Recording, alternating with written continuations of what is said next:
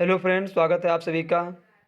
आज हम आप सभी लोगों के लिए भारतीय संविधान से संबंधित परीक्षा उपयोगी प्रश्नों पर चर्चा करेंगे। इसके पहले दो वीडियो में हम कुछ महत्वपूर्ण प्रश्नों पर चर्चा कर चुके हैं। तो आज ये मेरी तीसरी क्लास है। अगर आप लोग मेरे चैनल पर नए हैं तो आज ही हमारे channel target with Ashutosh Shukla को सब्सक्राइब करके साथ में लाइक, कमेंट और शेयर करना बिल्कुल ना भूलें। तो देखिए, आज का मेरा पहला क्वेश्चन है, भारत के संविधान में मूल अधिकारों का समावेश किया गया। तो भारत के संविधान में मूल अधिकारों का समावेश कहाँ से किया गया है? अमेरिका से। अमेरिका से जो है हमारे देश के संविधान में मूल अधिकारों का समावेश किया गया है। उसके बाद दूसरा क्वेश्चन है, निम्नलिखित में से किसके द्वारा अनुसूची 3 में उल्लिखित प्रारूप के अनुरूप शपथ ली जाती है? तो जो है अनुसूची 3 के उल्लिखित प्रारूप से प्रधानमंत्री जी शपथ ग्रहण करते हैं।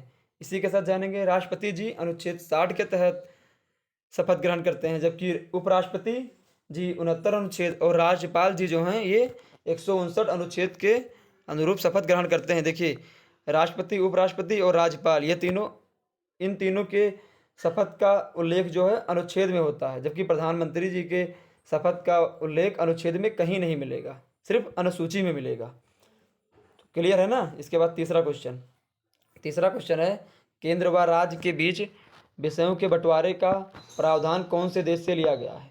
तो केंद्र व राज्य के बीच विषयों के बंटवारे का प्रावधान कनाडा देश के संविधान से लिया गया है।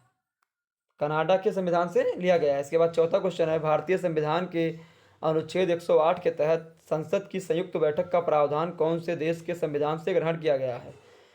तो ये ऑस्ट्रेलिया से जो है भारतीय संविधान के अनुच्छेद 108 के तहत संसद की संयुक्त बैठक का प्रावधान लिया गया है। इसके बाद क्वेश्चन नंबर 5 है, भारतीय संविधान में अनुसूची 19 को कब जोड़ा गया? तो भारतीय संविधान में अनुसूची 19 को पहले संशोधन 1985 के अनुरूप जोड़ा गया या 85 के तहत जोड़ा गया। अब देखिए, अनुसूची 19 में क्या उल्लेख है? तो अनुसूची 19 में भूमि सुधार कानून के बारे में वर्णन किया गया है। इसके बाद छठवां क्वेश्चन है, भारतीय संविधान में अनुसूची 10 को कब जोड़ा गया? तो भारतीय संविधान में अनुसूची 10 को 52वें संशोधन 1985 के अनुरूप जोड़ा गया। अब अनुसूची 10 में क्या उल्लेख है? तो अनुसूची 10 में दल बदल पर प्रतिबंध का उल्लेख है। इसके बाद हम 7वें नंबर क्वेश्चन पर चर्चा करेंगे। 7वां नंबर क्वेश्चन है, केशवानंद भारती बनाम केरल राज्य के मामलों में गठित संविधान ने अपना निर्णय कब सुनाया? तो केशवानंद भारती बनाम केरल राज्य के मामलों में गठित संविधान ने अपना निर्णय 22 अप्रैल को सुनाया था। कब सुनाया था? 22 अप्रैल को। इसके बाद 8वां क्वेश्चन है कि दल बदल के संदर्भ में शिकायत की जाती है। तो दल बदल के संदर्भ में शिकायत जो है संबंधित सदन के अध्यक्ष या सभापति के पास की जाती है। इसके बाद जो है हमारा 9 नंबर क्वेश्चन है, कौन सा प्रस्ताव आगे चलकर संविधान की प्रस्तावना या उद्देशिका का रूप बना? तो उद्देश्य प्रस्ताव जो 13 दिसंबर 1946 को पंडित जवाहरलाल नेहरू ने पेश किया था और 22 जनवरी 1947 को पारित हुआ था। यही उद्देश्य प्रस्ताव आगे चलकर संविधान की प्रस्तावना या उद्देशिका का रूप बना। क्लियर है ना। इसके बाद क्रिप्स प्रस्ताव कब पारित हुआ? तो क्रिप्स प्रस्ताव जो है 22 मार्च 1942 को पारित हुआ। कैबिनेट मिशन 24 मार्च 1946 को पारित हुआ और बाइबल प्रस्ताव 1945 को पारित हुआ।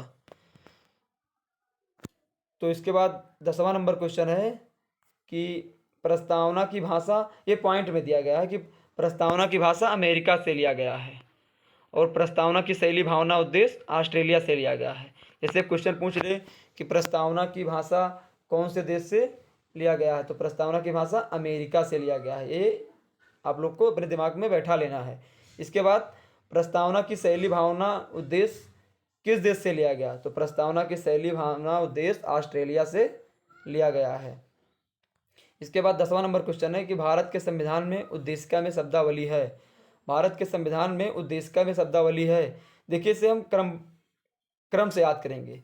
आपको 4 ऑप्शन दिया रहेगा उल्टा सीधा, लेकिन हमें क्रम से लिखना है कि विचार, अभिव्यक्ति, विश्वास, धर्म और उपासना, ये इसका सीरियल है। इसी तरह से आपको चारों ऑप्शन में से एक ऑप्शन में लिखा रहेगा, वही सही करना है।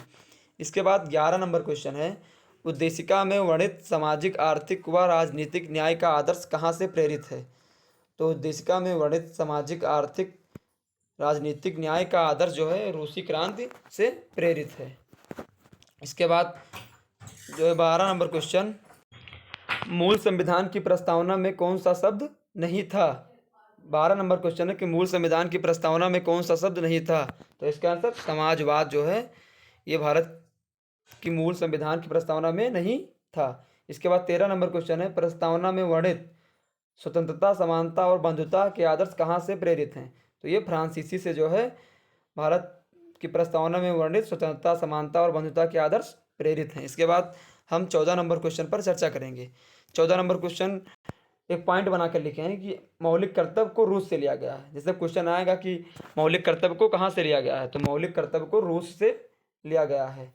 इसके बाद 15वां पॉइंट जो है यह है America, France, Australia, Canada, Germany, इसमें मौलिक कर्तव्य की चर्चा नहीं हुई है। तो क्वेश्चन पूछेगा कि कौन से देश में मौलिक कर्तव्य की चर्चा नहीं हुई है, तब आपको करना रहेगा America, France, Australia, Canada, Germany, इसमें मौलिक कर्तव्य की चर्चा नहीं हुई है। इसी में से कोई एक ऑप्शन आपको मिल जाएगा, वही आपको सही करना रहेगा। इसके बाद 16वां पॉइंट जो है प्रस्तावना 4 देशों से मिलकर बना है। अब क्वेश्चन आएगा कि प्रस्तावना कितने देशों से मिलकर बना है, तो क्या करेंगे, प्रस्तावना 4 देशों से मिलकर बना है। इसके बाद जो है 17 नंबर क्वेश्चन है, किसी भी व्यक्ति को एक ही अपराध के लिए 2 बार दंडित नहीं किया जा सकता है, इस सिद्धांत को वर्णित किया गया है। तो जो है किसी भी व्यक्ति को एक ही अपराध के लिए 2 बार दंडित नहीं किया जा सकता है, यह सिद्धांत अनुच्छेद 20(2) में वर्णित है या 20(2) में उल्लेख है। इसके बाद जो है 18 नंबर क्वेश्चन है कि शिक्षा के अधिकार को मूल अधिकारों की श्रेणी में कब जोड़ा गया? तो शिक्षा के अधिकार को 86वें संशोधन 2002 के तहत जोड़ा गया। इस संशोधन के इस मतलब जो है श्रेणी को जब जोड़ा गया तो इसमें बताया गया कि 6 से 14 वर्ष के बच्चों को निःशुल्क शिक्षा दी जाएगी 86 संशोधन 2002 के तहत। क्वेश्चन ये भी पूछ सकता है, तो हम लोग याद रखेंगे अपने दिमाग में। इसके बाद 19 नंबर क्वेश्चन है कि मेनका गांधी बनाम भारत संघ मामले का संबंध है। तो मेनका गांधी बनाम भारत संघ मामले का संबंध जो है यह गरिमा के साथ जीने का है। ऐसे ही ऑप्शन में आपके लिखा रहेगा 4 ऑप्शन, उसी में से हमें एक सही करना रहेगा। 20 नंबर क्वेश्चन है, भारत में लोकहितवाद की जननी के नाम से प्रसिद्ध है।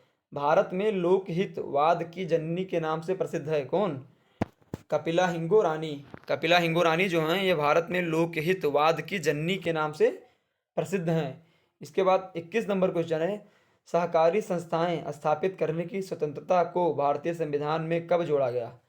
तो सरकारी संस्थाएं जो हैं स्थापित करने के लिए इनको वर्ष 2012 में भारतीय संविधान में जोड़ा गया था।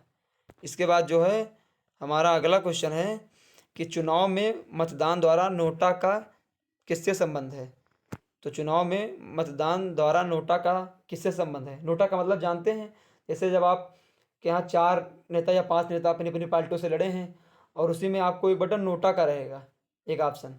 जब आपको उन चारों में से कोई पसंद नहीं है तब आप नोटा का यूज कर सकते हैं। जब आप नोटा दबाएंगे तो वहाँ जानेंगे लोग कि इन्हें कोई भी नेता पसंद नहीं थे। तो नोटा जो है ये PUCL बनाम भारत संघ 2013, ये 2013 में PUCL बनाम भारत संघ के तहत जोड़ा गया था। और जो है यह अभिव्यक्ति की स्वतंत्रता का भाग है, ये भी क्वेश्चन पूछ लेता है। तो यह अभिव्यक्ति की स्वतंत्रता का भाग है। इसके बाद 23 नंबर क्वेश्चन, भारतीय संविधान में विचार एवं अभिव्यक्ति की स्वतंत्रता का उल्लेख है प्रस्तावना के मूल अधिकारों में। तो मैं उम्मीद करता हूँ ये वीडियो आप लोग के समझ में अच्छे से आया होगा। ऐसे ही और भी वीडियोस को देखना है तो आप मेरे चैनल को सब्सक्राइब करके लाइक कमेंट बिल्कुल कर दीजिए और अपने फ्रेंडों को ज़रूर बताइए, उनके साथ ज़रूर शेयर कीजिए। धन्यवाद, मिलते हैं अगले वीडियो में कुछ नया लेकर।